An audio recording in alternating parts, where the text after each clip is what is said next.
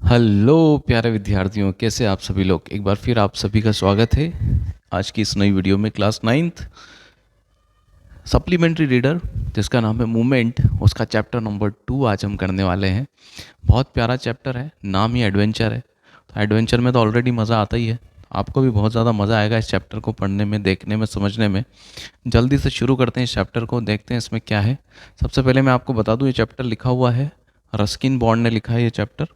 Ruskin bond जो है बहुत ही प्यारे इंग्लिश राइटर है। ये जो है 19 मई 1934 1934 में इनका जन्म हुआ था। और इनका जो फर्स्ट नॉवल था जिसका नाम था the room on the roof इनका फर्स्ट नॉवल था। और ये पब्लिश हुआ था 1956 में। ठीक है, कुछ चीज़ें आपको ऑथर के बारे में ज़रूर ध्यान रखनी चाहिए। और इसके लिए इनको एक अवार्ड भी मिला था। इनकी जो एजुकेशन हुई थी वो हुई थी बाइशॉप कॉटन स्कूल शिमला के अंदर इनकी एजुकेशन हुई थी। और इन्होंने एक फ़िल्म भी करी है जिसका नाम है सात खून माफ़, बड़ी प्रचलित बड़ी फेमस मूवी है। ठीक है, कसूली में इनका जन्म हुआ था, ये आपको याद रखना है। तो ये थे हमारे ऑथर रस्किन बॉन्ड। ठीक है, चलिए अब चलते हैं चैप्टर की तरफ। वर्ड बाय वर्ड मैं आपको बताने वाला हूँ, पूरा चैप्टर एक्सप्लेन करूँगा, कोई भी डाउट आपके दिमाग में नहीं रहेगा। ठीक है, तो चैप्टर का नाम है द एडवेंचर ऑफ टोटो। बहुत ही प्यारा chapter. Have you ever had a baby monkey as a pet? आपने कभी बेबी मंकी को पेट रखा है, पालतू रखा है? अगर रखा है तो अच्छी बात है, आपको ये चीज़ें बहुत रिलेट करेगी कि मंकी क्या क्या हरकतें करता है ना। टोटो इज़ अ बेबी मंकी। तो थोड़ा सा मैं आपको और भी बता देता हूँ कि ये जो कहानी है, ये रस्किन बॉन्ड के दादाजी एक बार अपने घर में एक मंकी लेकर आ जाते हैं, छोटा सा बेबी मंकी लेकर आते हैं।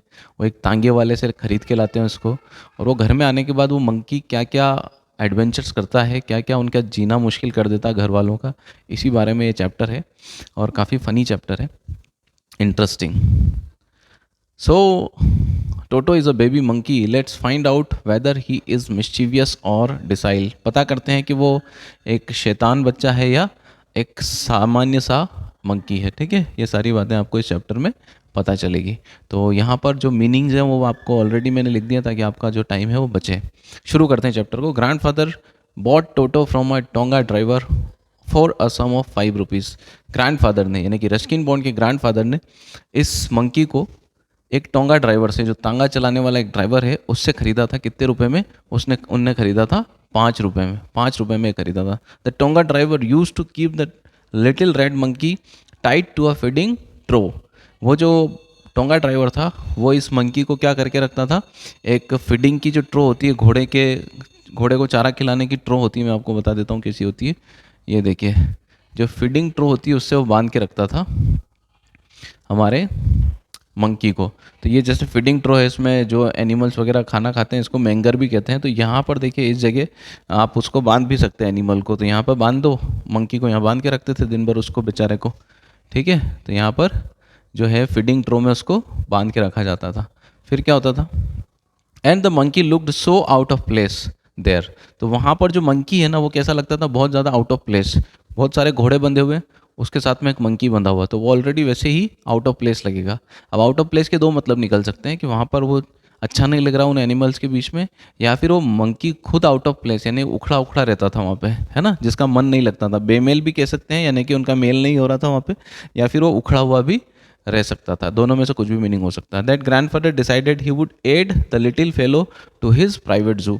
ग्रैंडफादर ने डिसाइड किया कि इस लिटिल फेलो को, छोटे से मंकी को, वो अपने प्राइवेट जू में लेके जाएंगे, जो उन्होंने उनका बना रखा था प्राइवेट जू छोटा सा, जहाँ पर वो अपने पेट एनिमल्स रखते थे। यानी कि रस्किन बॉन्ड के जो दादाजी थे वो एनिमल लवर थे, है ना, उनको एनिमल रखना बहुत पसंद था। Toto was a pretty monkey. Toto बहुत ही सुंदर मंकी था, खूबसूरत मंकी था। His bright eyes sparkled with mischief beneath deep set eyebrows. उसकी जो चमकीली, उसकी जो उजली आंखें थी, वो स्पार्कल यानी चमकती थी बीनीथ डीप सेट आईब्रोज। उसके जो एकदम गहरे गहरे आईब्रोज थे, उसके नीचे उसकी आंखें चमकती थी। मंकीज के आईब्रो कैसे होते हैं आप जानती हैं। And his teeth white which were a pearly white were very often displayed in the smile that frightened the life out of elderly Anglo Indian ladies. और उसके जो दांत थे वो एकदम प्योरली वाइट थे, यानी कि मोतियों की तरह सफ़ेद थे, है ना।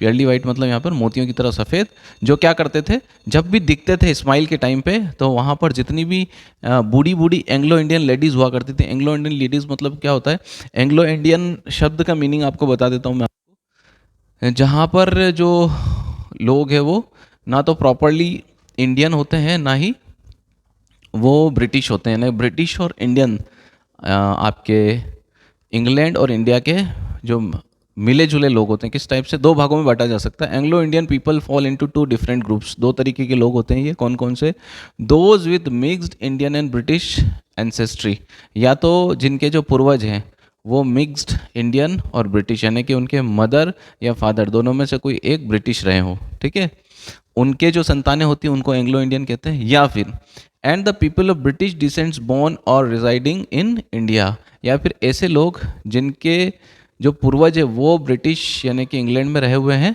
लेकिन जो वो नए जो उनकी संतानें हैं वो भारत में आके रह रही हो, तो वो उनको कहते हैं एंग्लो इंडियन पीपल। तो वहाँ पर जो एंग्लो इंडियन लोग थे, एक तरीके से रस्किन बॉन्ड भी मुझे तो एंग्लो इंडियन ही लगते हैं, हालांकि इनकी जितनी भी बायोग्राफीज लिखी हुई है उसमें वो इंडियन। अब ये कुछ लोग मैंने आपको बताए हैं जो फेमस एंग्लो इंडियन है, जैसे कि ये एक्टर है, ये एक्टर है ना, और इन्होंने भी, ये एंग्लो इंडियन है, इनको कुछ, या तो इन्होंने बुक लिखी है एंग्लो इंडियंस के बारे में, ऐसा कुछ है, आप नेट पर सर्च करना आपको मिल जाएगा।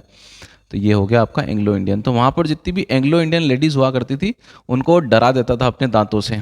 But his hands looked dried up as though they had been pickled in the sun for many years. उसके दांत तो अच्छे थे, लेकिन उसके जो हाथ थे, और उसके हाथ ऐसे लगते थे कि काफ़ी दिनों से या काफ़ी सालों से उसको सन में सुखा रखा हो। जैसे जो बंदर के हाथ होते हैं काफ़ी सूखे सूखे से होते हैं, काफ़ी रिंकल्ड होते हैं वो, है ना। जब आप किसी चीज़ को धूप में बहुत ज़्यादा दिन तक सुखा दो, आप सपोज करो कोई फ्रूट है, उसको आपने धूप में रख दिया तो उसके ऊपर कैसे रिंकल आ जाते हैं। तो जो हमारा टोटो है उसके भी जो हाथ हैं उसके ऊपर बहुत ज़्यादा रिंकल्स इस सन की वजह से। यहाँ पर पिकल्ड इन द सन लिखा गया। पिकल्ड क्यों लिखा गया, क्योंकि जो हम अचार बनाते हैं घर में उसको ज़्यादा टाइम तक स्टोर रह सके, इसके लिए हम उसे क्या करते हैं, उसको धूप में सुखाते हैं। देखिए इस तरीके से हम धूप देते हैं अचार को, तो उसकी जो लाइफ है वो बढ़ जाती है ना। इसको पिकलिंग प्रोसेस कहते हैं। तो उसके हाथ भी ऐसे लगते हैं जैसे पिकल कर रखे हों धूप के अंदर काफ़ी दिनों से, काफ़ी सालों से। Yet his fingers were quick and विग्ड, लेकिन उसकी जो उंगलियां थी वो कैसी थी, वो बहुत ज़्यादा क्विक यानी कि एकदम तेज, और विक्ड यानी चतुर चालाक थी। And his tail while adding to his good looks, और उसकी जो पूंछ थी वो उसके गुड लुक्स में और ज़्यादा इजाफा कर रही थी, वो बहुत ज़्यादा सुंदर बना रही थी। क्योंकि grandfather believed a tail would add to anyone's good looks. अगर किसी के अंदर पूंछ है, किसी के पास अच्छी पूंछ है, तो दादाजी के हिसाब से वो बहुत ज़्यादा खूबसूरत लगता है, ठीक है।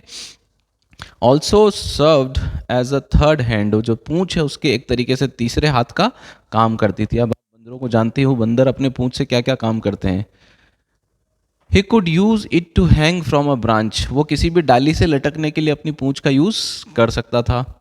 And it was capable of scooping up any delicacy that might be out of reach of his hands, या कोई भी ऐसी डेलिकेसी यानी कि व्यंजन जो उसके हाथों की पहुंच से बाहर होता था, क्योंकि हाथों की एक लिमिट है, लेकिन पूंछ हाथ से भी लंबी होती थी, तो कोई भी डेलिकेसी को ऐसा पूंछ से वो समेट के ले आता था अपने पास में। Grandmother always fussed when grandfather brought home some new bird और एनिमल, लेकिन जो ग्रैंड मदर है, अक्सर क्या होता है पति कई सारे ऐसे काम करते हैं जो पत्नियों को रास नहीं आता, तो दादाजी बहुत सारे ऐसे काम करते हैं जो एनिमल लेके आते थे, वो दादी को पसंद नहीं आता था, वो है ना, दादी को बिल्कुल अच्छा नहीं लगता था कि आप आए दिन कोई ना कोई एनिमल लेकर घर पे आ जाते हैं। तो कोई भी नया बर्ड और एनिमल लेके आते थे तो दादी हमेशा क्या हो जाती, चिड़चिड़ी या गुस्सा हो जाती थी। So it was decided that टोटोज presence should be kept secret from her until she was in the particularly good mood. तो ऐसा डिसाइड किया गया कि जब तक दादी का मूड ठीक नहीं होगा तब तक इसकी जो टोटो की प्रेजेंस है कि हम टोटो को लेके आए हैं, तब तक इसको छुपा के रखेंगे दादी से, ठीक है, एकदम सीक्रेट रखेंगे। Grandfather and I put him away in the little closet opening into my bedroom wall. तो हमने उसको कहाँ रखा, एक घरों की दीवारों में अक्सर जो ऐसे शेल्फ बना दी जाती है उसको कहते हैं क्लोजेट, तो वहाँ पर हमने उसको रखा। Where he was tied securely, जहाँ पर हमने उसको बांध दिया एकदम सिक्योरली। और सो वी थॉट, या फिर हमें ऐसा लगा कि वो सिक्योरली बांध दिया गया है, ठीक है। To a peg fastened fastened into a wall, वहाँ पर एक पैग यानी खूंटी होती है, ठीक है, एक खूंटी जो कि दीवार के अंदर थी, उसके अंदर हमने उसको बांध दिया। फासन का मतलब होता है बांधना, ठीक है। अ फ्यू आवर्स लेटर, कुछ घंटों बाद, when grandfather and I came back to release Toto, जब कुछ घंटों बाद हम उसे छुड़वाने के लिए आए वहाँ से, we found that the walls which had been covered with some ornamental paper chosen by grandfather now stood out as naked bricks and plaster. तो वहाँ आकर देखा हमने कि वहाँ जो दीवारें थी, उन दीवारों पर दादाजी ने बड़े प्यार से ढूंढ ढूंढ कर सजावटी चीज़ों के वॉलपेपर्स लगा रखे थे। अब वो वॉलपेपर्स तो वहाँ नहीं थे, लेकिन उसकी जगह खाली ईंटें और प्लास्टर बचा था। तो ऑब्वियसली वो किसने किया होगा? टोटो ने। The peg in the wall had been wrenched from its socket, जो वहाँ पे पैग लगी हुई थी, खूंटी लगी हुई थी, वो भी वॉल से निकाल दी गई थी। From its socket my school blazer which had been hanging there was in shreds, और वहाँ पर जो मेरा स्कूल का ब्लेजर कोट टंगा हुआ था, उसको भी उस बंदर ने क्या कर दिया था? श्रेड यानी चीथड़े चीथड़े कर दिया था। रेंच का मतलब होता है उखाड़ना, तो उसने उखाड़ दिया था खूंटी को, और क्या कर दिया था? कोट को कर दिया था चीथड़े चिथड़े। आई wandered what grand mother would say, तो मैं ये इस चिंता में पड़ गया कि अब दादी जो है ये सारा देखकर क्या बोलेगी। बट ग्रैंडफादर डिडंट वरी, लेकिन दादाजी को इस बात से कोई चिंता नहीं हुई। He seemed pleased with Toto's performance, उनको तो टोटो की परफॉर्मेंस और अच्छी लगी उनको देखकर। He is clever said grandfather, दादाजी ने कहा बहुत बहुत चालाक है वो।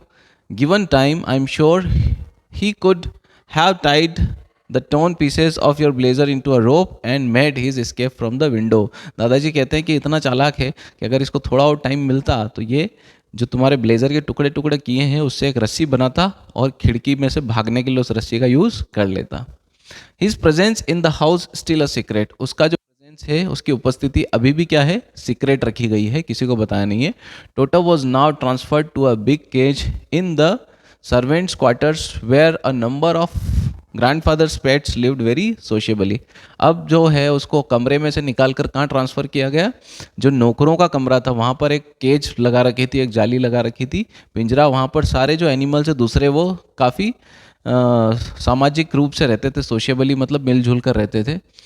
Tortoise, a pair of rabbit, वहाँ पे एक टोर्टोइज था, रैबिट थे। टैम स्क्वेरल थी वहाँ पर, पालतू जो गिलहरी होती वो थी। And for a while my PAT got, और कुछ टाइम के लिए मेरी जो बकरी थी वो भी वहाँ पर रखी गई थी। But the monkey wouldn't allow any of his companion to sleep at night, लेकिन ये सारा जो जानवर रहते थे उनको मंकी कभी भी सोने नहीं देता था रात रात भर, ठीक है। So grandfather who had to leave Dehradun next day to collect his pension in Saharanpur decided to take him alone. तो दादाजी ने सोचा कि इसको अगर यहाँ छोड़ के जाऊँगा तो ये दूसरे जानवरों का जीना आराम कर देगा, तो उन्होंने सोचा कि इस टोटो को मैं अपने साथ लेके जाता हूँ, क्योंकि मुझे जाना है सहारनपुर अपनी पेंशन लेने, जो देहरादून में है, ठीक है, अगले दिन। Unfortunately I could not accompany grandfather on that trip. बदकिस्मती से, अनफॉर्चुनेटली मतलब बदकिस्मती से, मैं अपने दादाजी को उस ट्रिप पर अपने दादाजी के साथ नहीं जा सका। But he told me about it afterwards, लेकिन दादाजी ने मुझे सारी कहानी वहाँ की आने के बाद बताई। क्या कहानी हुई वहाँ पे? About a big black canvas kit bag was provided for Toto. तो दादाजी ने क्या किया था? एक कैनवास, अच्छे मजबूत कपड़े का बैग बनवाया टोटो के लिए। This with some straw at the bottom, उसके अंदर कुछ कुछ मतलब घास के तिनके वगैरह उसमें नीचे डाल दिए, स्ट्रॉस डाल दिए वहाँ पे। बिकेम हिज न्यू एबोर्ड, और वही उसका क्या बन गया? नया घर बन गया, एबोर्ड बन गया। When the bag was closed, जब उसका बैग बंद कर दिया गया, देयर वॉज नो एस्केप, वहाँ से निकलने के लिए अब कोई जगह नहीं बची थी, बैग अच्छे से टाइट कर दिया।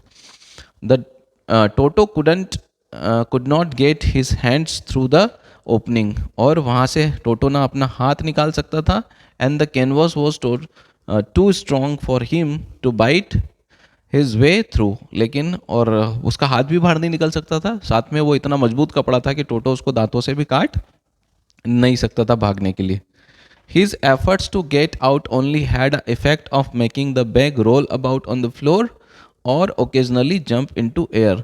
लेकिन जो उसके बाहर निकलने की कोशिशें थी, उस बैग के से बाहर निकलने की जो उसकी कोशिशें थी, उससे क्या हो रहा था, बैग कभी कभी वहाँ पे लुढ़क रहा था ज़मीन पर और कभी कभी उछल रहा था। यानी कि आप जानवर को अंदर बैग के अंदर बांध दो तो वो उछल कूद करेगा, तो उसका जो बैग है कभी कभी तो लुढ़कने लगेगा और कभी कभी ऐसे जंप करने लगेगा। तो यही वहाँ पर हो रहा था। An exhibition that attracted a curious crowd of onlookers on the Dehradun railway platform। तो इस वजह से वो जो उछलता कूदता बैग है उसको देखने के लिए बहुत सारे ऑनलुकर्स यानी तमाशबीन वहाँ पर देहरादून रेलवे स्टेशन पर आकर खड़े हो गए। Toto remained in the bag as far as Saharanpur. जब तक सहारनपुर आया तब तक टोटो बैग में ही रहा। But while grandfather was producing his ticket at the railway turnstile, Toto suddenly poked his head out of the bag and gave a ticket collector a wide grin। लेकिन जैसे ही station पे, सहारनपुर में स्टेशन पे दादाजी उतरे और वहाँ पर एक टर्न स्टाइल आया। टर्न स्टाइल मतलब क्या होता है, वो ऐसे ऐसा गेट नहीं होता जिसको घुमा घुमा के लोगों को निकलना पड़ता है रेलवे स्टेशन पर, और अगर आप मेट्रो स्टेशन पे जाते हैं तो एक एक करके ही कोई बंदा बाहर निकल सकता है। तो वहाँ पर जो हमारा टिकट कलेक्टर है, जब वो टिकट ले रहा था तभी वो बंदर ने अपने मुंह बैग से बाहर निकाला और जो हमारा एक टिकट कलेक्टर है उसको वाइट ग्रीन दिया। वाइट ग्रीन बड़ी इंटरेस्टिंग लुक होता है बंदर का, मैं आपको दिखाता हूँ वो कैसा होता है। ये देखिए, ये होता है वाइट ग्रीन। इस तरीके से उसने जो है टीटी को लुक दिया। अब अगर ऐसा लुक उसको टीटी को दिया होगा तो टीटी की क्या हालत हुई होगी आप समझ सकते हैं, है ना। तो उसको ऐसा लुक दिया। The poor man was taken a bag. बेचारा गरीब टीटी एकदम शॉक्ड रह गया, डर गया। But with a great presence of mind and much of grandfather's annoyance, he said, "Sir, you have a dog with you. You will have to pay for it accordingly." तो उसने और अपनी चालाकी दिखाई और दादाजी को और चिढ़ाने के हिसाब से उसने कहा कि सर आपके पास एक डॉग है और इसके लिए आपको टिकट खरीदना पड़ेगा, ठीक है। In vain did grandfather take Toto out of the bag. In vain did he try to prove that monkey did not qualify as dog. तो दादाजी ने बेकार ही कोशिशें करी बहुत सारी। इन वेन जहाँ पे भी आ रहा है इसका मतलब बेकार कोशिशें। तो दादाजी ने बेकार में उस टोटो को बाहर निकाला और ये प्रूफ करने की कोशिश करी कि मंकी कभी भी डॉग के जैसा नहीं हो सकता, क्योंकि डॉग का टिकट लगता है ट्रेन में, उस टाइम पे डॉग का टिकट लगता था। तो वो प्रूव करने की कोशिश कर रहे थे कि मंकी कभी भी डॉग नहीं हो सकता। और even he try to prove that monkey did not qualify as a dog और इवन एज क्वाड्रप्ड। और ना तो वो कुत्ते जैसा है, ना ही उसको हम प्रूव कर सकते हैं कि वो 4 पैर वाला कोई जानवर है। अगर वो 4 पैर वाला भी प्रूव हो जाता तब भी उसकी टिकट लगती, लेकिन यहाँ पर तो ऐसा कुछ भी प्रूफ नहीं हो रहा था। Toto was classified as dog by the ticket collector, लेकिन टिकट कलेक्टर ने तो उसको डॉग मान लिया था। And 3 rupees was the sum handed over as his fare. और आखिर में जो 3 रुपये हैं उसके किराए के रूप में दादाजी को देने पड़े टिकट कलेक्टर को, ठीक है। लास्ट में मैं आपसे कितने पैसे इसमें लगे टोटल में पूछूंगा आपसे, आपको उसका जवाब देना है। Then grandfather just to get his own bag took from his pocket our pet tortoise and said, "What must I pay for this since you charge for all animals?" तो दादाजी पहले से ही तो गुस्से में थे, चिढ़ गए थे। ऊपर से उन्होंने उस टीटी को एक पैकेट में से टॉर्टोइज निकाल के दिखाया कि लो अब इसका कितना चार्ज लेना पड़ेगा, क्योंकि तुम तो हर जानवर का पैसा लेते हो, तो इसका कितना पैसा लगेगा। The ticket collector looked closely at the tortoise. Ticket collector ने भी ध्यान से टॉर्टोइज को देखा। And prodded it with his 4 finger. और उसको प्रॉड मतलब ऐसे टच करके देखा, धकेल के देखा उसको टोटोइस को। Gave grandfather a pleased and a triumphant look. और दादाजी की तरफ उसने एक प्लीज मतलब खुश करने वाली और ट्रायम्फेंट मतलब विजय भरी लुक दिया और कहा नो चार्ज, इसका कोई पैसा नहीं लगेगा, it is not a dog, क्योंकि ये कोई डॉग नहीं है, ठीक है। फाइनली उसको कुछ जानवरों में तो फ़र्क लगता है, दिखता है। ये देखिए दादाजी और टीटी जो है आपस में बहस कर रहे हैं रेलवे स्टेशन पे। ये सहारनपुर का रेलवे स्टेशन है।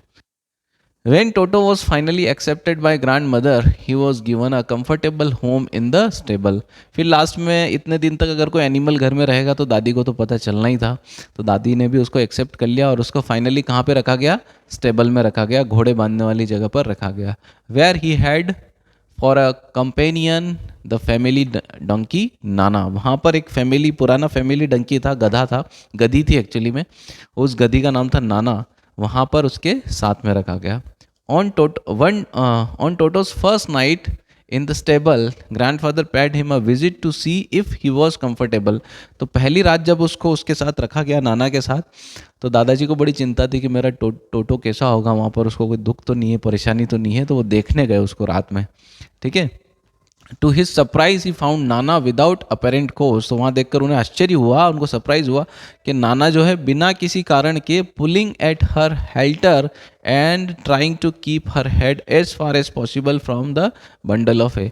तो वहाँ पर नाना जो उसका हेल्टर है, हेल्टर क्या होता है देखिए मैं आपको बताता हूँ। हेल्टर जो किसी भी जानवर के मुंह के चारों तरफ बांध के रखने के लिए एक हेल्टर यूज़ होता है, ये है ना मोहरा। ये जो मोहरा है ये उसका जो है वो खींच के दूसरी तरफ मुंह कर रखा था उसने, और वो जो घास का ढेर था उससे डिस्टेंस बना के रखा था उसने दूर, मतलब उसके पास नहीं आना चाह रहा था। ग्रैंडफादर गेव नाना स्लैप अक्रॉस हर हॉन्चेस। तो नाना को दादाजी ने उसके हॉन्चेस पर, हॉन्चेस मतलब जो किसी एनिमल की बैक साइड होती है ना, हॉन्चेस भी दिखा देता हूँ आपको। ये देखिए यहाँ का जो एरिया होता है ये आपकी हॉन्चेस होती है किसी भी एनिमल की, है ना। तो इस पे उसने दादाजी ने उन्होंने इसको स्लैप किया ताकि वो आगे आए, क्योंकि वो एक तरफ कोने में घुस गया था पूरा हमारा नाना। नाना तो क्या हुआ, हॉन्चेस पे मारी ड्रैगिंग एंड शी जग्ड बैक, और वो जो गधी थी वो वापस आई। तो उसके साथ में ड्रैगिंग टोटो विद हर, उसके साथ में टोटो भी लटकता हुआ आया। He had fasten he had fasten on to her long ears with his sharp little teeth, क्योंकि टोटो ने उसके कान पे लटका हुआ था, है ना, उसके कान पकड़ रखे थे उसने, तो वो उसको छुड़ाने के लिए कोने में घुसा हुआ था। बेचारी नाना जो है गधी, वो उस मंकी को दूर करने के लिए उस कोने में गई हुई थी, क्योंकि उसने दांतों से उसके कान पकड़ रखे थे। टोटो and Nana never become friends. इस तरीके से टोटो और नाना की कभी दोस्ती नहीं हुई। A great treat for Toto during cold winter evening was the large bowl of warm water given to him by grandmother for his bath. उसको सर्दी के दिनों में बड़ी मज़ेदार चीज़ क्या लगती थी, जब उसकी दादी जो है, रस्किन बॉन्ड की दादी, टोटो को गर्म पानी के बाउल में नहलाती थी। He would cunningly test the temperature with his hand. तो वो भी चालाकी से क्या करता था, कनिंगली मतलब चालाकी से टेम्परेचर चेक करता था पानी का उसके हाथों से लगाकर टेम्परेचर चेक करता, पानी ज़्यादा गर्म तो नहीं है। Then gradually step into the bath, और फिर धीरे धीरे वो उतरता था नहाने के लिए। First 1 foot then the other, पहले एक पाँव रखता था फिर दूसरा रखता था, as he had seen me doing, क्योंकि उसने रस्किन बॉन्ड को ये करते हुए देखा था। जब दादी रस्किन बॉन्ड को नहलाती थी तो वो पहले एक पाँव रखता था दूसरा रखता था, तो मंकी तो वैसे भी कॉपी करने में एक्सपर्ट होते हैं। Until he was in to the water up to his neck, और वो तब तक पानी में उतरता था जब तक कि उसके गर्दन तक पानी ना आ जाए। Once comfortable he would take the soap in his hands और फीट। तो एक बार वो कंफर्टेबल हो जाता पानी में तो फिर वो साबुन लेता अपने हाथ में या फिर पाँव में, एंड रब हिमसेल्फ ऑल ओवर, वो अपने चारों तरफ उसको रगड़ने लगता। When the water become cold, जब पानी ठंडा हो जाता, he would get out and run as quickly as he could to the kitchen fire in order to dry himself. और जैसे ही पानी ठंडा होता वो उस पानी में से निकल के भागता किचन की तरफ, ताकि वो किचन में आग के पास जाकर अपने आप को सुखा सके। If anyone laughed at him during his performance, Toto's feeling would be hurt. अगर ऐसा करते हुए उसको देखकर कोई हंस देता तो वो जो टोटो की फीलिंग है वो हर्ट हो जाती है एकदम से, कि हाय मेरे को ऐसा कैसे मेरे ऊपर हंस दिया। And he would refuse to go on with his bath, और नहाने से फिर मना कर देता, अब मैं नहीं नहाऊंगा, मेरे ऊपर कैसे हंस दिए। One day toto nearly succeeded in boiling himself alive. इस तरीके से एक बार तो वो अपने आप को उबाल ही चुका था पानी में नहा जिंदा। A large kitchen kettle, एक मिनट, हाँ, a large kitchen kettle had been left on the fire to boil for a tea। एक बार एक लार्ज किचन केटल, क्या थी किचन केटल भी दिखा देता हूँ मैं आपको। एक बार एक लार्ज किचन केटल, ये हॉन्चेस पे मार रहे थे दादाजी, ऐसी किचन केटल पानी की उबालने के लिए रखी हुई थी गैस के ऊपर, ताकि उसमें चाय बनाई जा सके, और ये अपना टोटो क्या करेगा उसमें जाके बैठ जाएगा। And Toto finding himself with nothing better to do decided to remove the lid. तो टोटो ने डिसाइड किया उसका ढक्कन हटाते हैं। Finding the water just warm enough for the bath, और हाथ लगा के चेक करने की तो टोटो की आदत थी, तो उसने पानी में हाथ डाला तो देखा है तो नहाने लायक पानी है, तो टोटो उसमें फिर क्या करेगा, ही गॉट इन, और वो उसमें चला गया। With his head sticking out from the open kettle, उसने अपना सिर केटली से बाहर रख दिया, और जो केटल है उससे बाहर रख दिया। This was just fine for a while, ये जो काम था थोड़ी देर के लिए तो अच्छा था, until the water began to boil, जब तक कि पानी ने उबलना शुरू नहीं किया तब तक उसे अच्छा लगा। Toto then raised himself a little, फिर जब पानी उबलने लगा तो उसने अपने आप को बाहर निकाला पानी से। But finding it cold outside set down again, फिर बाहर आया तो उसे फिर ठंड लगी, फिर वो अंदर बैठ गया। He continued hopping up and down for some time, इसी तरीके से वो ऊपर नीचे थोड़ी देर तक होता रहा। होपिंग मतलब जैसे जंप करते ना बच्चे, hopping. until grandmother arrived and hauled him half boiled out of the kettle, और फिर लास्ट में ये हुआ कि ग्रैंडमदर आई वहाँ पे और उसको पानी से बाहर निकाला, लगभग लगभग वो आधा उबल चुका था उसमें। If there is a part of the brain specially developed to mischief, that part was largely developed in Toto। वो कहते हैं कि अगर मिस्चीफ होने के लिए, शैतान होने के लिए दिमाग के अंदर कोई अलग से पार्ट है तो ज़रूर टोटो के अंदर वो पार्ट बड़ा है, वो अच्छे से डेवलप हो चुका है। He was always tearing things two pieces, वो हमेशा क्या करता, चीज़ों को फाड़ के टुकड़े कर देता। Whenever one of my aunts came near him, जब भी मेरी कोई आंट उसके पास आती, he made every effort to get hold of her, वो हर कोशिश करता उसकी ड्रेस को पकड़ने का, and tear a hole in it, और कोशिश करता कि उसके अंदर तो कम से कम एक छेद कर ही डाले, कम से कम उसके अंदर एक छेद कर ही डाले। One day at lunch time, एक दिन जब लंच का समय हो रखा था, a large dish of pulao stood in the centre of the dining table, एक बड़ी प्लेट में पुलाव रखे हुए थे डाइनिंग टेबल के सेंटर में। We entered the room to find Toto stuffing himself with rice, हम अंदर आए घर के अंदर तो हमने देखा जो टोटो है वो अपने अंदर चावल ठूस रहा है पेट के अंदर। माई ग्रैंड मदर स्क्रीम्ड, मेरी ग्रैंड मदर चिल्लाई, and Toto through a plate at her, तो टोटो ने उसके चिल्लाने पे एक प्लेट फेंक के दादी की तरफ मारी।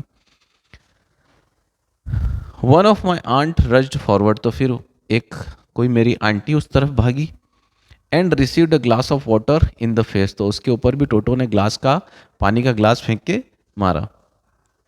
When grandmother arrived, when grandfather arrived, Toto picked up the dish of pulao and made his exit through a window। और जैसे फिर दादाजी कमरे में आए तो टोटो तुरंत उसने पुलाव की प्लेट उठाई और विंडो से बाहर भाग गया। We found him in the branches of jackfruit tree, और हमको वो कहाँ मिला, एक जैक फ्रूट का जो ट्री था, कटहल का पेड़ था, उसके ऊपर वो बैठा हुआ मिला। The dish still in his arms, और वो जो डिश उसके हाथ में पुलाव की अभी भी उसके हाथ में थी। He remained there all afternoon, वहाँ पूरे आफ्टरनून दिन भर वो बैठा रहा। Eating slowly through the rice, eating slowly through the rice, और वह धीरे धीरे वहाँ पे चावल बैठ के खाता रहा। Determined on finishing every grain, और उसने ये डिटरमाइन किया कि वो हर एक दाना उस चावल का फिनिश करेगा उस प्लेट के अंदर से। And then in order to spite grandmother who had screamed at him, he threw the dish down from the tree, और फिर उसने उस ग्रैंड मदर को जो उसके ऊपर चिल्लाई थी उसको दुख पहुंचाने की चेष्टा से उसने क्या किया, जो प्लेट उसके हाथ में थी वो नीचे की तरफ फेंक दी। And chattered with delight when it broke into 100 pieces, और जब वो जो थाली थी वो कई सौ टुकड़ों में टूट गई तो जो बंदर है वो खुशी के मारे आवाज़ें निकालने लगा। ये चैटर्ड, दांत किटकिटाने की आवाज़ जो बंदर निकालता है वैसे आवाज़ निकालने लगा। Obviously Toto was not the sort of pet we could keep for long, ये बात तो तय थी कि टोटो ऐसा एक पेट नहीं है जिसे हम लंबे समय तक रख सकते थे। ये बात अब धीरे धीरे सबको समझ आ चुकी थी। इवन ग्रैंडफादर रियलाइज दैट, और ग्रैंडफादर जो कि इतने एनिमल लवर थे, एनिमल्स को प्यार करते थे, उनको भी ये बात समझ में आ गई टोटो हमारे लायक नहीं है। We were not well to do, क्योंकि हम इतने काबिल नहीं थे। And could not afford the frequent loss of dishes, और इस तरीके से लगातार जो वो प्लेटें तोड़ रहा था, डिशेस तोड़ रहा था, वो हम एफोर्ड नहीं कर सकते थे। क्लोथ्स भी फाड़ रहा था, वो भी एफोर्ड नहीं कर सकते। कर्टेन्स फाड़ रहा था, वो भी नहीं। एंड वॉलपेपर्स, और दीवालों के ऊपर जो दादाजी ने सिलेक्टेड वॉलपेपर्स लगाए थे वो भी वो फाड़े जा रहा था, वो हम अफोर्ड नहीं कर सकते थे। So grandfather found the tonga driver, तो ग्रैंडफादर ने तुरंत किसको ढूंढा, जो टोंगा ड्राइवर था जिससे उन्होंने टोटो को खरीदा था उसको ढूंढा। And sold Toto back to him, और वापस उसको उसे ले जाकर बेच दिया। फॉर ओनली 3 रुपीज़, और कितने रुपए में बेच दिया? ओनली 3 रुपए में उसको वापस बेच दिया। तो यहाँ पर मेरा आपसे जो है चैप्टर रस्किन बॉन्ड का लिखा हुआ फिनिश हो गया है। मेरा क्वेश्चन आपसे सिंपल से ये है कि जो है दादाजी को टोटो कुल मिला के उस परिवार को कितने का पड़ा, ठीक है, कितना खर्चा उसके ऊपर लगा, ये आपको बताना है। ओके, और एक चीज़ ये भी बतानी है कि जब ये चैप्टर लिखा गया था वो कौन से ईयर में लिखा था, उस हिसाब से जो 5 रुपए का टोटो दादाजी ने खरीदा था, आज की डेट में 5 रुपए और उसकी डेट में 5 रुपए में क्या डिफरेंस है, जो मनी का डिफरेंस है वो कितना आ गया है, ये भी आपको कमेंट करके बताना है। आगे आने वाली वीडियोज़ में और बचे हुए चैप्टर्स क्लास 9th के पूरा कंप्लीट मूवमेंट और बिहाइव दोनों करेंगे। Writing section, reading section, grammar सब कंप्लीट करेंगे। इन चैप्टर्स को भी हम रिपीट करेंगे अलग अलग तरीके से, और इनके जो एमसीक्यूज़ है वो हम लाइव आकर सॉल्व करेंगे। तो बस आप चैनल को सब्सक्राइब करके रखिए, बाकी सारा काम मैं देख लूँगा। चलिए मिलते हैं अगली वीडियो में।